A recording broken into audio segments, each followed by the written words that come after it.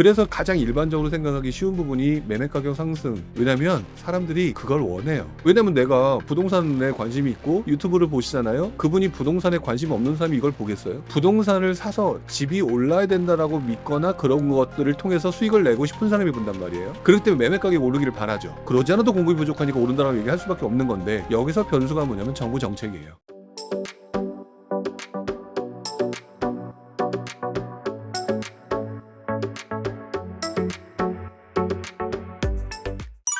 전문가들 사이에서는 현재 가장 시급한 문제인 서울 수도권과 지방 간의 양극화, 서울 내의 양극화가 신속히 수립될 필요가 있다고 하는데요. 현재 이 양극화 현상은 날이 갈수록 심해지고 있다고 하는데 어떻게 보시나요? 지금 이 양극화 현상이 도대체 왜 일어나는가를 보는 게 맞는 것 같아요. 그리고 처음 부동산을 경험하시는 분들은 모르시겠지만 이 양극화는요, 매번 반복돼 왔어요. 수십 년간 반복돼 왔고, 그렇기 때문에 이것들의 그 본질은 간단해요. 왜 그러냐면 사람들은 기본적으로 누구나 상급지로 들어가기를 원하거든요. 근데 돈이 없으니까 중급지와 하급지로 밀려가는 거예요. 그게 기본적으로 이제 이 부동산 시장에서 일어나는 현상이거든요. 근데 아니 그렇게 비싸졌는데도 상급지로 몰려드는 현상이 나타난다? 그거는 직전에 무슨 현상이 일어났었던 거냐면 결국 다주택자 규제 때문이에요. 다주택자 규제라고 하는, 여러분들이 조금 더 쉽게 이해하기 좋은 방법 중에 하나가 똘똘한 한 채죠. 근데 이 똘똘한 한 채라는 말은요, 이번에만 있었던 말이 아니라 2000년대 초반에도 있었던 말이에요. 그리고 2000년대 초반에도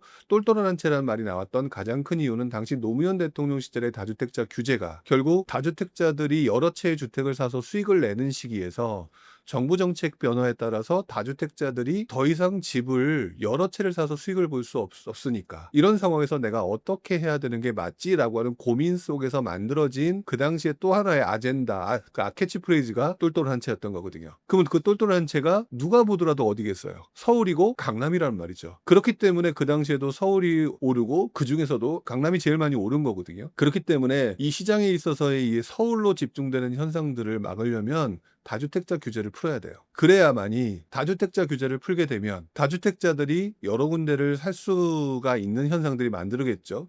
뭐 다주택자들이 나쁘고 좋고는 다 나중에 문제고요. 나쁘다 좋다를 떠나서 다주택자들이 지금 다주택자들, 일반인도 마찬가지고 다주택자들도 마찬가지고 집을 다 어디를 사고 싶으냐? 서울, 강남을 사고 싶어 한단 말이죠. 그러면 이 사람들한테 다른 곳에 물꼬를 틔워줘서 물길을 바꿔야 된다는 얘기거든요. 그렇게 되면 물길을 바꿨을 때 저쪽에서 소액으로도 투자했더니 기회가 되네? 이렇게 하면 괜찮겠네? 라고 하는 생각이 만들어지고 생성되고, 그리고 그것들이 확장되고, 그러면 또 추격 매수가 만들어지고, 이 과정이 서울에서 일어났던 것처럼 동일하게 만들어지는 현상들이 이어지면서 점점점 똘똘한 한 채에 대한 관심도가 떨어지는 현상들이 만들어진 게 바로 아까 말씀드렸던 노무현 정부 후반부였어요. 그리고 그 다주택자 규제 완화가 어느 정도 이어질 때까지 사실상 규제 완화가 이게 쉽지는 않아요. 쉽지는 않은데 어쨌든 그런 현상들이 만들어지면서 점차적으로 사람들이 똘똘한 한 채라고 하는 현상들이 사라졌고,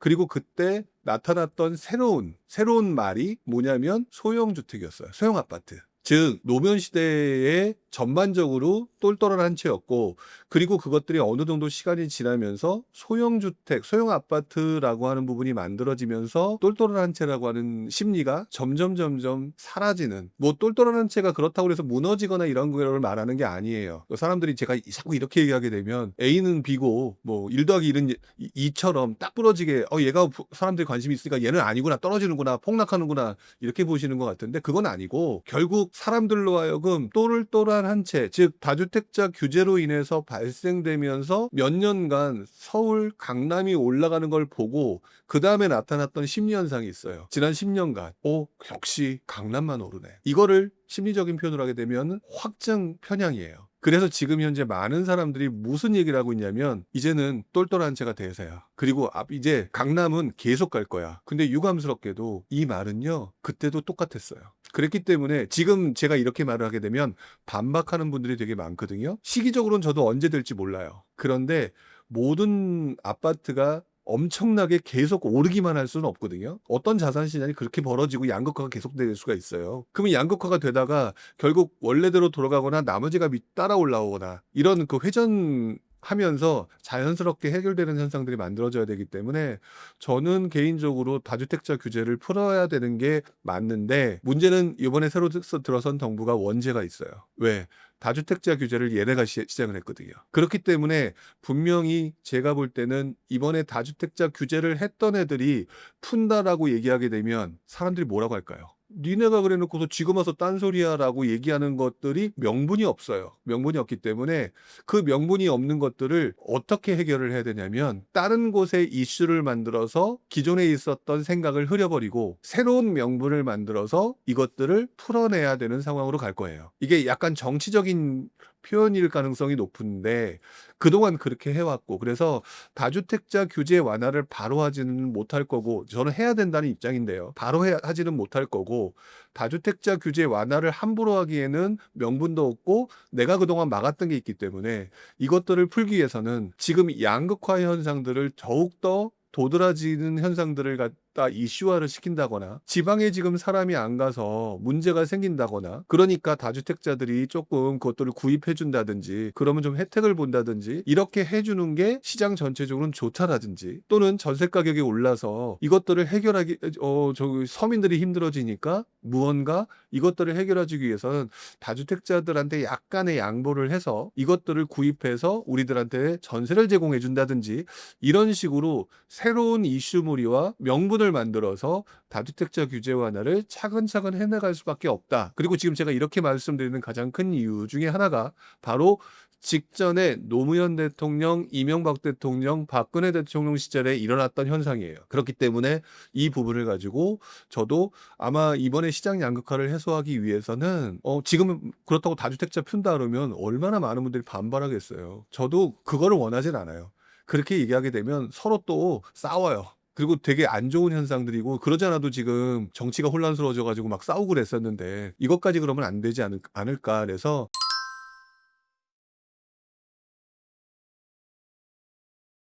다주택자 규제 완화 쪽으로 흘러가는 게 맞을 건데, 아마 이것들을 지금 되게 힘든 쪽, 되게 많이 힘들어하거나 아니면 여러 가지 이슈화가 될 수 있는 곳들로 조금씩 조금씩 풀어나가는 쪽으로 가는 게 가장 정답일 거다, 과거 사례를 보게 되면. 그러니까 그리고 실제로 그렇게 될 것 같아요, 제가 볼 때는. 근데 시간은 언제 그럴 거냐? 솔직히 그거는 어떻게 될지 모르죠. 예전 같은 경우도 되게 오래 걸렸어요.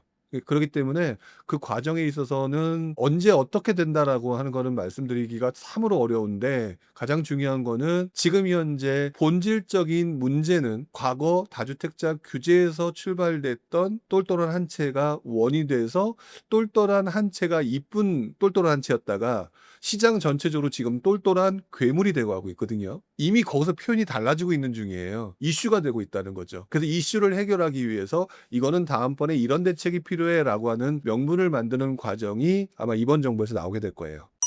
똘똘한 한 채에 대한 사람들의 선호도는 날이 갈수록 높아지고 있는데요. 이러한 현상이 계속 지속될까요? 아니면 곧 끝날 것이라고 보시나요? 높아지겠죠. 높아질 수밖에 없는 게, 지금 좀 전에 세종 얘기했었잖아요. 세종 얘기했는데 세종이 1월 달만 하더라도 최악이었거든요. 근데 호재가 만들어지면서 막 몰려왔잖아요. 그 몰려왔는데, 근데 지금 요즘에 또 이제 행정수도가 뭐 어쩌고 저쩌고 이전 일 어떻게 되고 이렇게 되지 못하고 청와대로 간다, 이런 상황이 만들어지니까 조금 흐지부지 되잖아요. 근데 지금 이게 서울의 똘똘한 한 채는요, 잘 생각해 보시면은요, 문재인 대통령 시절에 아마 다주택자 규제가 나온 게 2017년, 18년 요때였을 거예요. 지금 2025년이에요. 거의 10년 가까운 시절을 똘똘한 한 채가 오르는 걸 봤거든요. 쉽게 바뀔까요? 그리고 이미 그걸로 벌었거나 또 지금도 오르고 있는 중이기 때문에 이거 쉽게 안 바뀌어요. 안 바뀌는데 시장은 되게 천천히 움직이거든요. 근데 문제는요, 그리고 난 다음에 순식간에 사람들의 심리가 바뀌어요. 근데 그게 언제 바뀔지 모르는 거죠. 단지 오랜 기간을 놓고 보니까 그런 현상들이 만들어졌다더라. 그리고 그걸 보니까 사람들은 돈 된다라고 하니까 그렇게 믿고, 그것들이 오래되니까 확증 현상들이 발생을 했는데, 거기에 그게 이제 양극화 현상이 만들으니까 정부 정책이 바뀌더라라고 하는 걸 제가 얘기하는 거고, 그 정부 정책이 바뀌었을 때 여기서 영향가가 없네 그러면 순식간에 돌아서는 게 사람이더라. 그거를 봤기 때문에 서울이 계속 간다라는 것에 대해서 되게 좋지 않게 보는 거고, 그렇다고 지금 현재 뭐 서울에 뭐 투자를 하겠다, 돈 있으시면 하셔야죠. 장기적으로는 서울이 최고인데. 근데 여기서 연끌을 한다? 되게 위험한 발상이라고 생각이 들어요.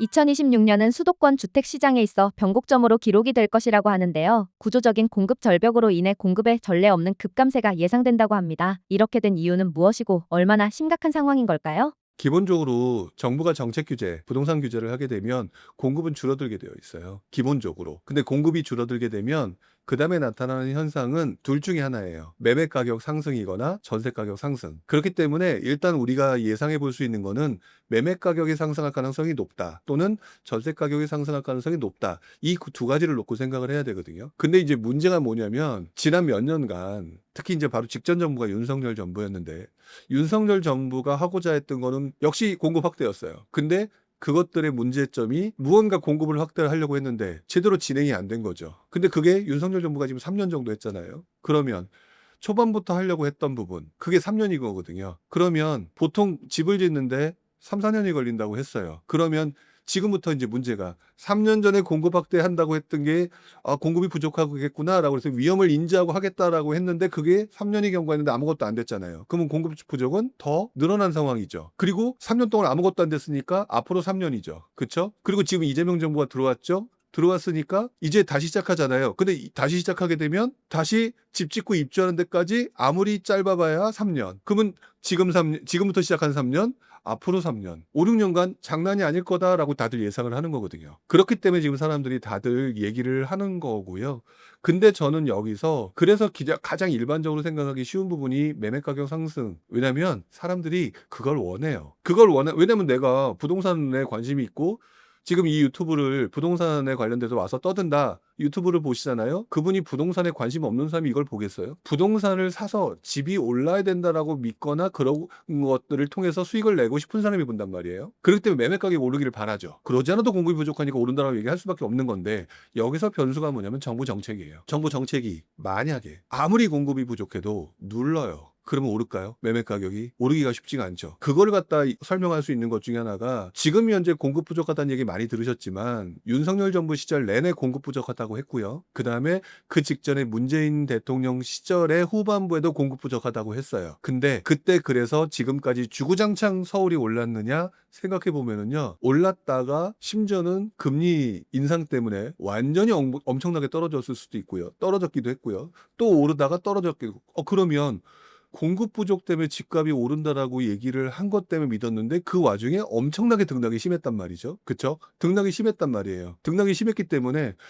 공급 부족이 무조건 집값이 상승이 아닐 수도 있구나. 왜? 변수에 따라서. 이렇게 생각해 볼 수가 있는 거거든요. 결국 이렇게 연결시켜 보게 되면 지금 가장 큰 변수는 정부 정책이라고 봐야 돼요. 왜? 이재명 정부가 들어와서 지금 뭔가를 해결을 해야 되는 상황이 되고 정책이 나와야 되는데 양극화, 해소, 지방 문제 해소. 그러면 거기 정책을 어떻게 쓰냐에 따라서 서울의 매매 가격이 계속 오를 수도 있고 까딱 잘못하면 사람들의 생각과 심리를 돌려버리게 되면 서울 안 오를 수도 있어요. 근데 그럴 때 나타나는 현상이 뭐냐면 전세 가격 급등이에요. 왜? 집을 안 사니까. 그렇다고 갑자기 거제도 가서 사실 거 아니잖아요. 그럼 서울에서 어떻게 살아야 되느냐? 전세로 살겠죠. 월세로 살겠죠. 그런 현상들이 만들어지면서 전월세 가격이 상승하는 상황이 만들어질 수 있기 때문에 저는 지금 너무 한쪽으로 치우쳐서들 얘기하고 있다라고 봐요. 뭐냐?